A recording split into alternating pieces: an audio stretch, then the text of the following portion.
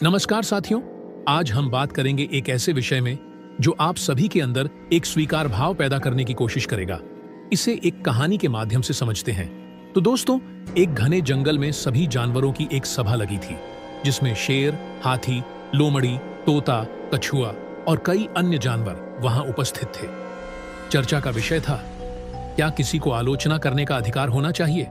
यह सुनते ही सबसे पहले खरगोश खड़ा हुआ और बोला, कल उल्लू जी ने जंगल का नया भोजनालय खोला। मैंने वहां से गाजर का सूप लिया, लेकिन मुझे उसका स्वाद अच्छा नहीं लगा। जब मैंने यह बात उल्लू जी से कही तो वे मुझ पर गुस्सा हो गए और बोले कि मैं उनका अपमान कर रहा हूं, लेकिन मैं तो बस अपनी राय दे रहा था। क्या मुझे अपनी पसंद नापसंद बताने का हक नहीं? तभी वहां बैठा तोते की हंसने लगा। तोता हंसते हुए बोला, अरे खरगोश भाई, तुम अकेले नहीं हो। मैं भी जब मोर के नृत्य की आलोचना करता हूं और कहता हूं कि आज वह पहले जितना अच्छा नहीं था, तो मोर मुझसे नाराज हो जाता है, लेकिन अगर मैं तारीफ करूं तो वह खुश हो जाता है। क्या यह सही है?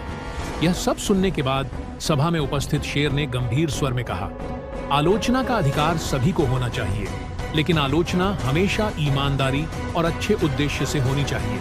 अगर खरगोश को गाजर का सूप पसंद नहीं आया, तो उल्लू को उसकी राय सुननी चाहिए थी, ताकि वह अपने भोजन को और अच्छा बना सके।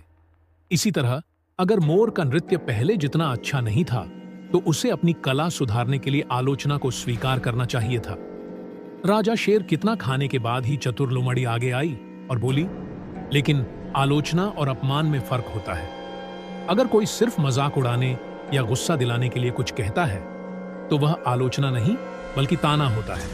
हमें आलोचना को सुधार का मौका समझना चाहिए, न कि अपमान समझकर नाराज हो जाना चाहिए।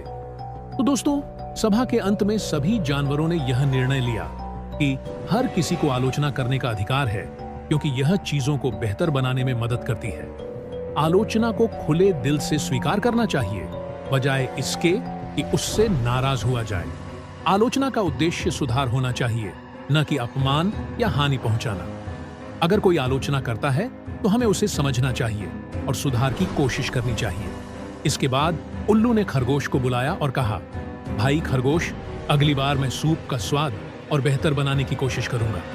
धन्यवाद कि तुमने ईमानदारी से अपनी राय दी। खरगोश मुस्कुराया और जंगल में सभी जानवर समझ गए कि आलोचना सुधार का अवसर होती है, न कि झगड़े की वजह। तो दोस्तों, मैं उम्मीद करता हूं कि इतनी कहानी सुनने के बाद आपके अंदर यह भाव आ गया होगा।